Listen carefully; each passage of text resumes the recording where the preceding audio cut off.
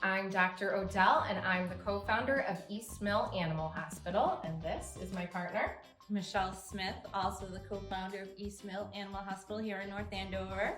I think one of the most key building blocks is, can I get funding to even begin this process? So that's where I started, and I called Chris up, and Chris was wonderful. Chris was very knowledgeable right off the bat. I'm Chris Maiorana with Practice Real Estate Group. Dr. Odell, she really had some requirements. She really needed, for the animal hospital, a freestanding building. It really did need to be outside space as well for the animals. And she also had a non-compete. It certainly did kind of guide the area geographically where we were allowed to look. But the way at least the veterinary industry is at this time, small, single owner places, privately owned places are getting snapped up by corporations. And they're willing to spend 2-3 times earnings as opposed to what you can do out of pocket or with a bank. So initially, when we wanted to buy the place from the private owner we were working for, she just kind of gave us the realization that that was just never going to happen. And at the end of the day, starting that business is really the quickest way to making money for yourself.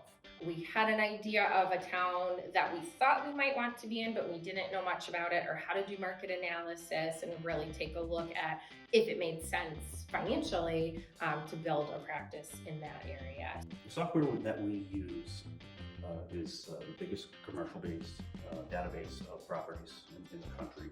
There is a very limited area in North Andover that is explicitly zoned for veterinary hospitals. Yes. It is not even a square mile. I have no idea how small it is. Very small area. So we're like, let's just drive those streets and see if there's anything there. We're like, oh, there's a standalone building.